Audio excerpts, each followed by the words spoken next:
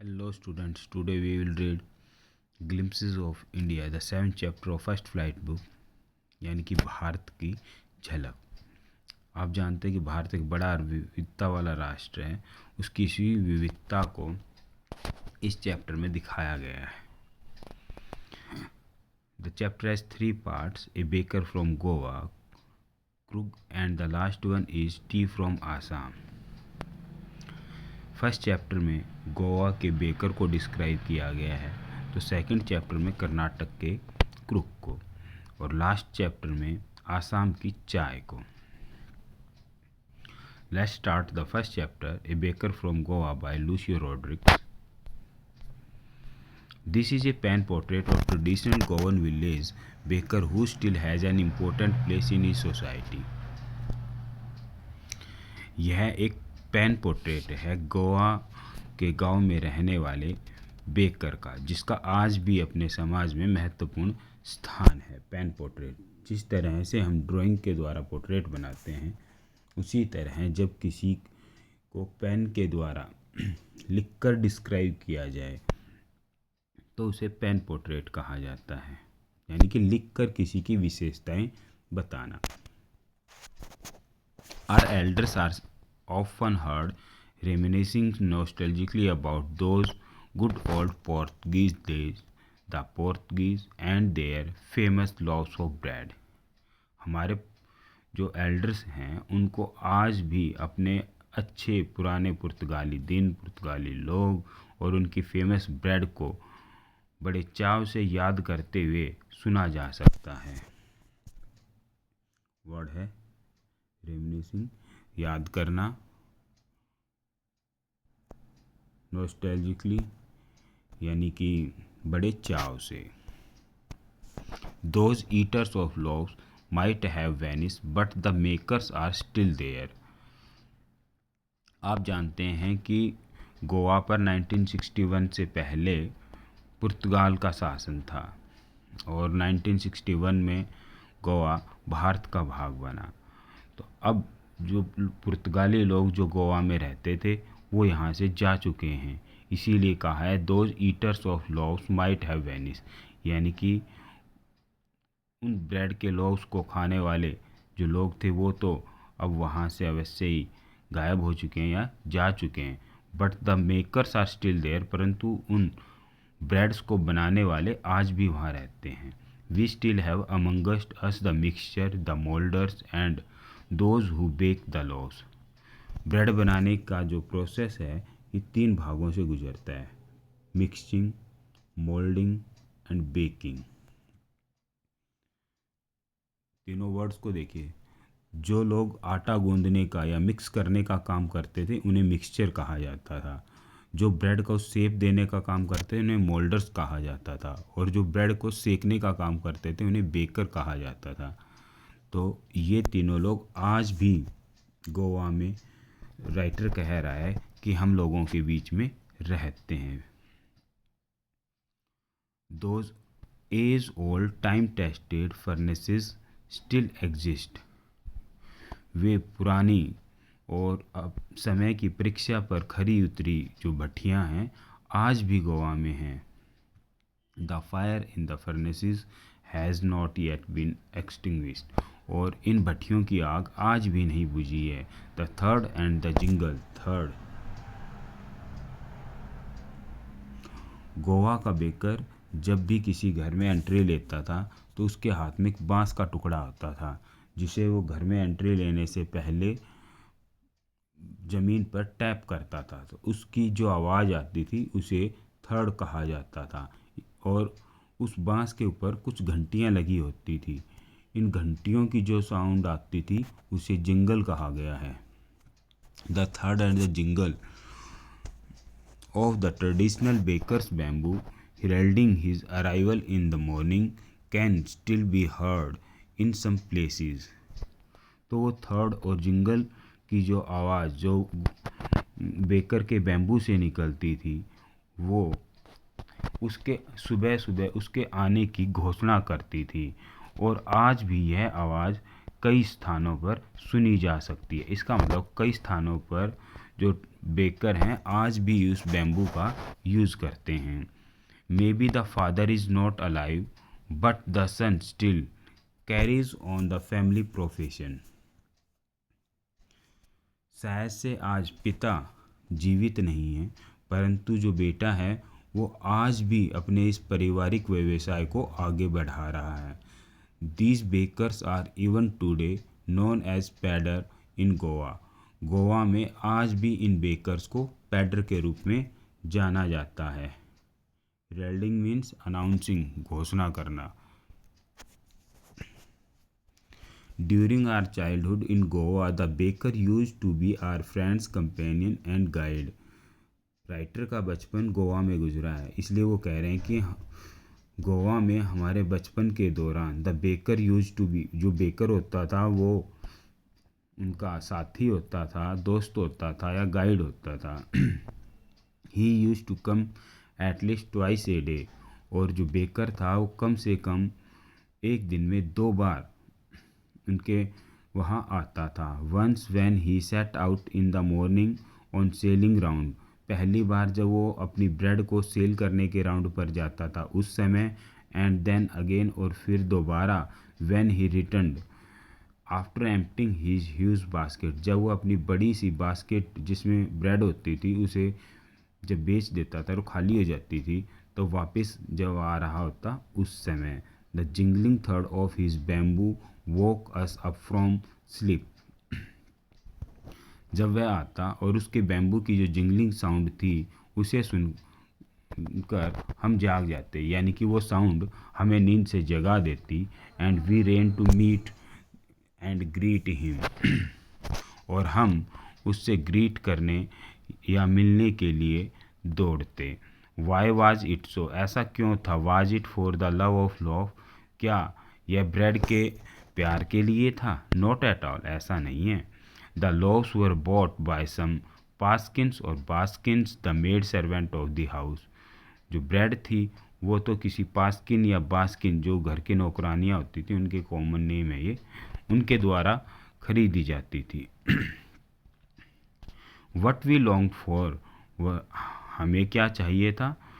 Were those bread bangles which we choose carefully, हमें तो वो ब्रेड बैंगल्स चाहिए थी जिन्हें हम बड़े सावधानी से चुनते थे। Sometimes it was sweet bread और स्पेशल मेक, कई बार ये विशेष तौर पर बनाई गई मीठी ब्रेड होती थी। ब्रेड बैंगल्स, ये बैंगल्स की तरह गोल ब्रेड होती हैं, तो उन्हें कहा गया है। The baker the baker made his musical entry on the scene with the jang jang sound of his specially made bamboo stuff. Baker था, जैसा कि मैंने आपको बताया, जब भी किसी घर में एंट्री लेता था तो वो अपने जो बांस के डंडे को टैप करता और उससे जो म्यूजिक निकलता, एक तरह से बताया गया है वो किसी भी घर में या सीन, यहाँ पर जैसे सीन बताया गया, तो एक म्यूजिकल एंट्री लेता था, यानी कि जब वो घर में प्रवेश करता तो अपना बांस बजाता, उससे जो म्यूजिक आता, तो इस तरह बताया गया म्यूजिकल एंट्री लेता था। One hand supported the basket on his head and the other bang the bamboo on the ground. एक हाथ से तो वह अपनी जो सर पर रखी हुई टोकरी थी उसे सपोर्ट देता, और दूसरे हाथ में जो उसका बैम्बू था उसे ज़मीन पर बजा कर वो आवाज़ करता। He would greet the lady of the house with good morning, वह घर की महिलाओं को गुड मॉर्निंग के द्वारा विश करता।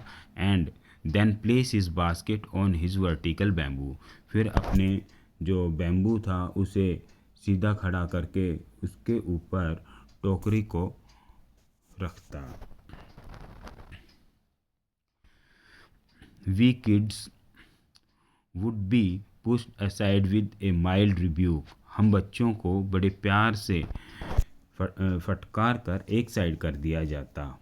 Rebuke means डांटना।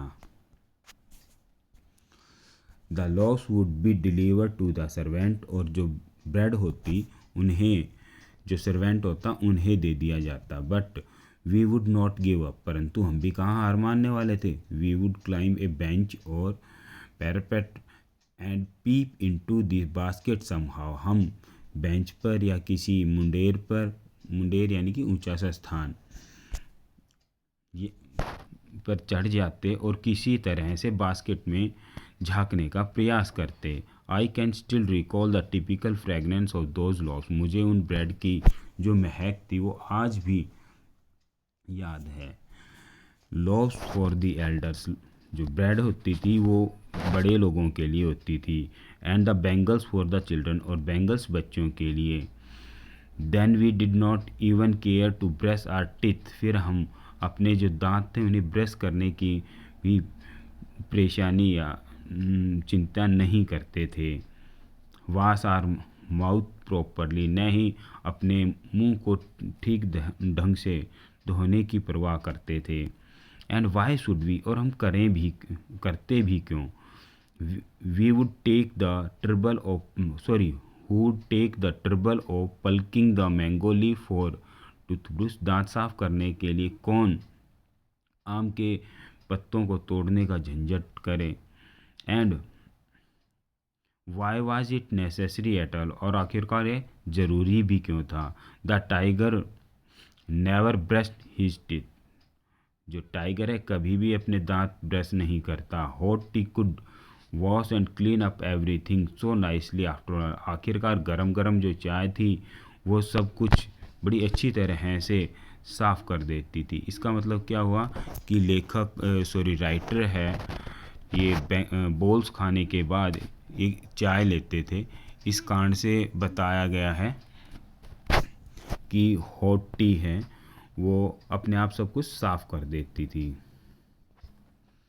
Marriage gifts are meaningless without the sweet bread known as bol, just as a party or feast loses it charms without bread. जिस तरह से किसी पार्टी या दावत में अगर ब्रेड न हो तो उस पार्टी का जो आकर्षण है वो कम हो जाता है, इसी प्रकार से अगर मैरिज की गिफ्टों में स्वीट ब्रेड जिसे बोल कहा जाता था वो न दी जाए तो वो मीनिंगलेस होती थी मैरिज की gifts. Not enough can be sad, इससे ज़्यादा इस बारे में और कुछ नहीं कहा जा सकता।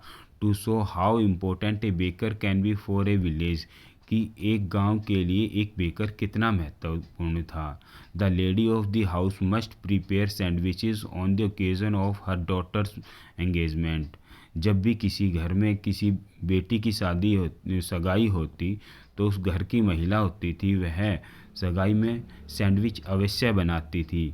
इसी तरह से केक्स एंड बोलिंगोज are a must for Christmas as well as other festivals.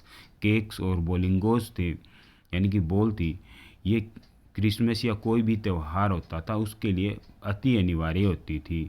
दस the presence of a baker's fragrance in the village is absolutely essential. इस तरह से किसी भी गांव में जो एक बेकर की फर्नेंस यानी कि भट्ठी थी वो अति अनिवार्य थी। द बेकर और the bread seller of those days had a peculiar dress known as kabai. उन दिनों के बेकर की एक बड़ी अजीब सी ड्रेस होती थी जिसे कबाई कहा जाता था। It was a single piece long frock, ये एक सिंगल पीस लंबी फ्रॉक होती थी। Reaching down to the knees, जो नीचे घुटनों तक पहुंचती थी। In our childhood we saw bakers wearing a shirt, हमने अपने बचपन में बेकर्स को एक shirt and a trouser which were shorter than full length. हमने अपने बचपन में, राइटर बता रहा है, बेकर को एक शर्ट और एक ट्राउज़र पहने हुए देखा और ये जो ट्राउज़र होती थी ये उसके फुल लेंथ पैंट से तो कम होती थी ones and longer than half pant, परंतु हाफ पैंट से लंबी होती थी। Even today anyone who wears a half pant, आज के दिन भी अगर कोई व्यक्ति कोई ऐसी हाफ पैंट पहनता है which reaches just below the knee, जो बिल्कुल उसके घुटनों से नीचे तक जाती है या थोड़े सा नीचे जाती है, invites the comment that he is dress like a pader, तो अपने आप ही इस कमेंट को आमंत्रित करता है कि जैसे इसने पैडर की ड्रेस पहनी हुई, यानी कि उसे कोई भी ये कह सकता है इसने पैडर जैसी ड्रेस पहनी हुई है। The baker usually collect his bills at the end of the month. Baker अक्सर अपना जो बिल होता था महीने के लास्ट में इकट्ठा करता था। Monthly accounts use to be recorded on some wall in pencil. Monthly accounts थे वो किसी द्वार के ऊपर पेंसिल से लिखे जाते थे, यानी पूरे महीने का हिसाब किताब दीवार के ऊपर पेंसिल से लिख लिया जाता था। Baking was Indeed A profitable profession in old days. पुराने दिनों में बेकिंग निश्चित रूप से एक लाभदायक व्यवसाय था। The baker and his family never starve. Baker और उसकी फैमिली कभी भी भूखे नहीं रहते थे। He his family and his servant always looked happy. वह, उसका परिवार और उसके नौकर हमेशा खुश और प्रोस्परस समृद्ध दिखते थे। Their plump physique was an open testimony to this. उनका प्लम्प गोल मटोल, उनका जो गोल मटोल शरीर था वो एक तरह से इस चीज़ की गवाही थी। टेस्टनी गवाही। Even today any person with a jackfruit like. आज के दिन भी अगर कोई व्यक्ति जैक फ्रूट जैसा दिखता है, जैक फ्रूट भी एक तरह से गोल मटोल ही होता है, तो इसीलिए कहा गया है अगर किसी का शरीर गोल मटोल होता है, physical appearance is easily compare to a baker, तो उसे बड़ी आसानी से एक बेकर के साथ कंपेयर किया जा सकता है। I hope the explanation will be helpful for you. Thanks for watching.